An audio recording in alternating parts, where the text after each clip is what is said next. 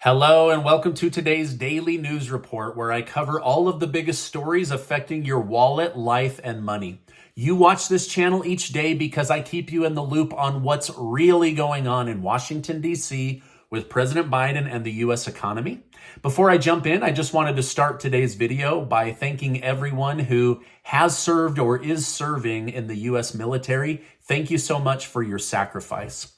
Because today is Memorial Day, President Joe Biden went to visit the resting place of his son, Beau Biden, who served as a major in the Delaware Army National Guard. This visit comes just one day after Biden took a trip to Texas to be with families of the victims of the school shooting. If there's one thing that Biden can relate to, it is loss. Back in 1972, he lost a one-year-old daughter and his wife in a car wreck.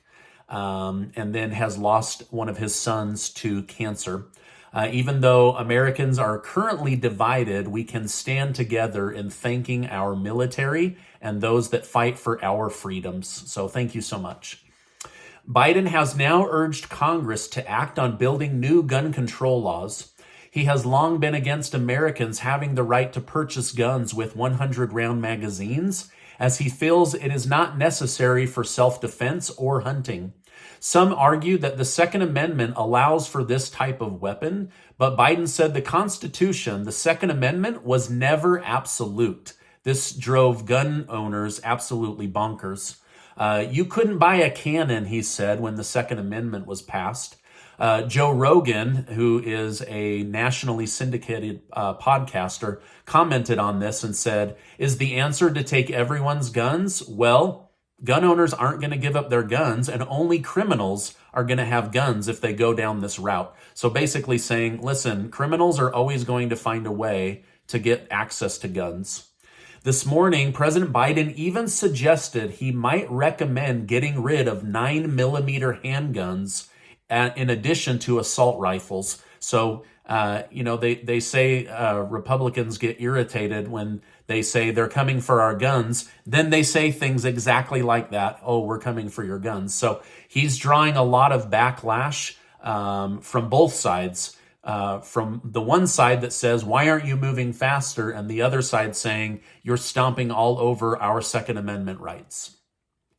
House Speaker Nancy Pelosi's husband, Paul, has been arrested for a misdemeanor charge of drunk driving under the influence. Nancy Pelosi was reportedly not with her husband at the time of his arrest and has made no comment on the situation. The incident took place in Northern California late Saturday night, but he's expected to get off very easily with $5,000 of bail. Now, I'm personally disgusted by the fact that he not only drove drunk, but caused a car crash. But he's going to get off, let's be honest. His wife is the third highest ranking leader in the United States, and his nephew is the governor of California. Now, you watch. This story is going to be swept under the rug because of their money and their power. These people can literally do no wrong. But you know what? Maybe I'm jaded because I personally know people who have been killed because of drunk drivers. Now, this is crazy, but did you know that within the last 10 days, Nancy Pelosi made it legal for Congress to drink on the job, have alcohol delivered to politicians' offices, and it's all paid for by the American people. Now, some of you are going to doubt me, so you can search this and you will see with your own eyes. They just made it legal to drink on the job on your dime. These politicians are completely clueless. After CNN and the Washington Post reported that the United States was preparing to send missile launchers to Ukraine that could strike Russia easily, President Biden stated, "We are not going to send Ukraine rocket systems that strike into Russia. The tension between America and Russia are already high, and these reports spawned threats from Russia that this type of help would cross a red line." It is unclear if Biden changed his mind and because the story was leaked, or if he is genuinely trying to protect the United States from going into war. But these type of leaked stories can lead to World War III. So hopefully they can control these type of stories in the future. Sadly, the price per barrel of oil jumped to $120 a barrel today. The Biden administration has no clear path towards keeping gas prices from rising over $6 a gallon by the end of summer, according to many respected economic analysts. However, former President Trump chimed in on this topic. He said, just like when he became president and gas was $3.86 a gallon, he would work hand in hand with oil companies to produce more and lower their prices. If they don't cooperate, then I would remove their tax advantages until they do. He said Biden could be doing so much more, but doesn't care about how high gas prices really are. So Trump just laid out exactly what he would do. I would work with them, like butter them up, give them what they need, get them producing and lower the price. And if they refuse, then I would make their life a living hell until they complied and helped the American people. Will Biden go down this path? I have no idea. Trump also said that the United States needs to focus on energy independence, actually energy dominance. So this is from an interview that he gave over the weekend. Hey, remember that time that Democrat leaders said, let's suspend the federal gas tax and save people 18 cents a gallon, and then instead they gave themselves pay raises and $40 billion to Ukraine? I'm telling you, these people don't have a clue what it's like to be an average American. Why isn't there a real plan to lower the price of gas? Seriously, it's an honest question, and I would love to hear your feedback.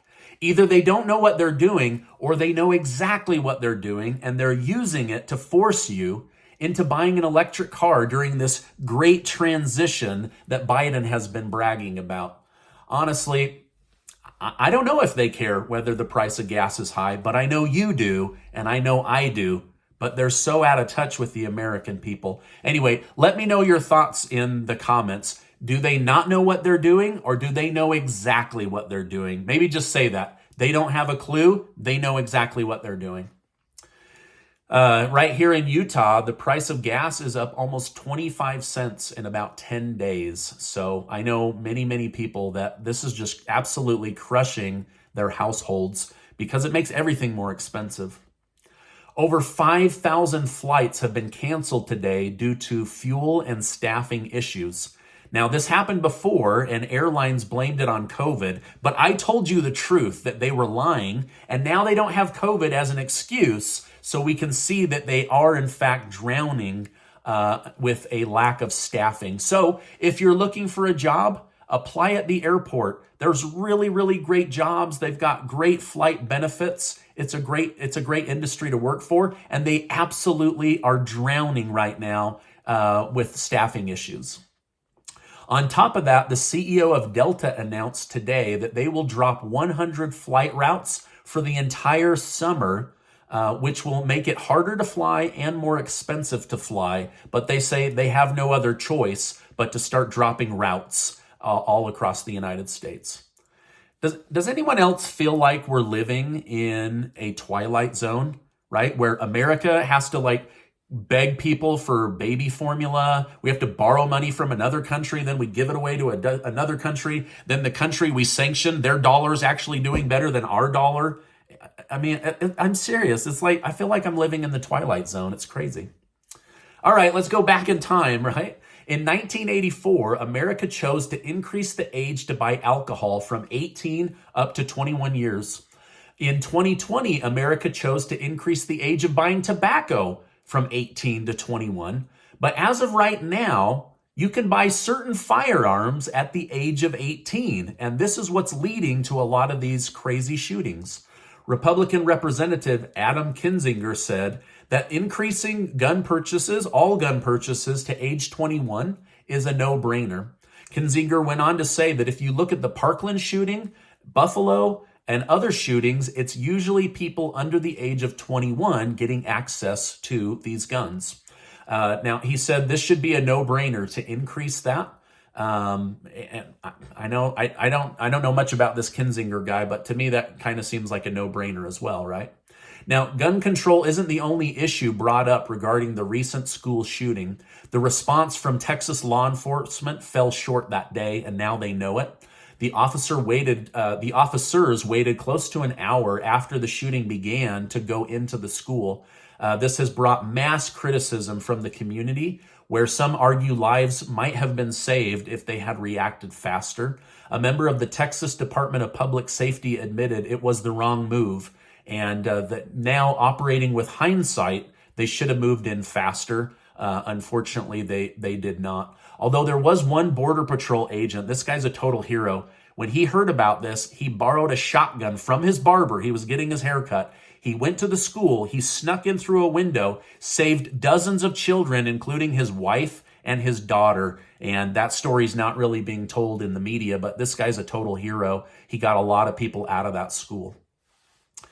Is anyone else starting to feel like Congress just doesn't have a clue? I mean, they don't know what to do about inflation. They don't know what to do about rising gas prices. They don't know what to do about guns. They don't know what to do about protecting children, and they have no idea how to help the average American.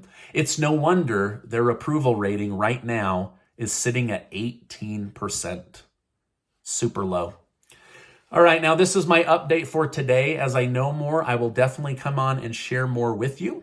A spot of bright news. The giveaway for the month of May that Casey and I are doing, that ends in about 48 hours. So make sure to get your name entered to be one of the winners of the $6,000 in cash that Casey and I are giving away thanks to generous video sponsors. 12 of you are going to win $500 in cash. You can spend it however you want. Now, before you go, I want to remind you that you are amazing. Happy Memorial Day. I appreciate you being in my community, and I'll see you on the next video.